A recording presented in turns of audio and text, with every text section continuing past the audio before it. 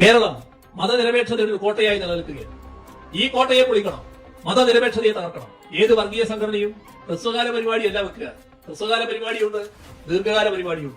ഇവിടെ ദീർഘകാല പരിപാടി ആവിഷ്കരിക്കുക. വിദ്യാർത്ഥികളിൽ സംഘപരിവാർ ആശയങ്ങൾ എത്തിക്കണം, മതനിരപേക്ഷതക്കെതിരായ വികാരം എത്തിക്കണം, രാജ്യത്തിന്റെ ചരിത്രം തിരുത്തണം. കുട്ടികൾ ചിലത് അറിയാൻ പാടില്ല.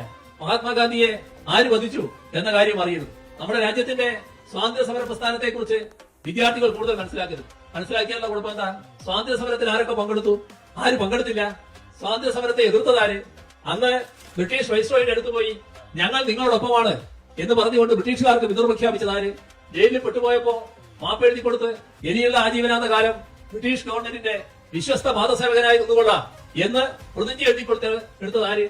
ഇങ്ങനെയെല്ലാമുള്ള കാര്യങ്ങൾ വിദ്യാർത്ഥികൾ അറിയും. അപ്പൊ അതെല്ലാം മാറണം, എല്ലാം മാറ്റണം. ഇതെല്ലാം ചരിത്രത്തിന്റെ ഭാഗമാണ്. ആ ചരിത്രം പൂർണ്ണമായി തിരുത്തണം. വ്യാജ ചരിത്രം നിർമ്മിക്കണം. ഇല്ലാത്ത കാര്യങ്ങൾ കുട്ടികളെ പഠിപ്പിക്കണം. വലിയ പദ്ധതി തയ്യാറാക്കുന്നു. അതിനുവേണ്ടിയുള്ള നടപടികളുമായി മുന്നോട്ട് പോകുന്നു. ഇതാണ് വിദ്യാഭ്യാസ രംഗമെന്ന് നാം ഓർക്കണം.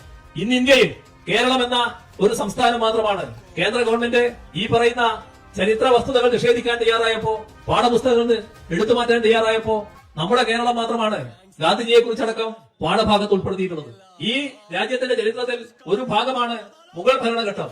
അങ്ങനെ ഒരു ചരിത്രഘട്ടമേ വേണ്ട, ആരും അറിയണ്ട, കുട്ടികൾ അറിയാൻ പാടില്ല എന്ന നിലപാടാണ്. ചരിത്രം കുട്ടികൾ മനസ്സിലാക്കട്ടെ എന്ന നിലപാട് ഇന്ത്യ രാജ്യത്ത് സ്വീകരിച്ച ഏക സംസ്ഥാനം കേരളമാണ്.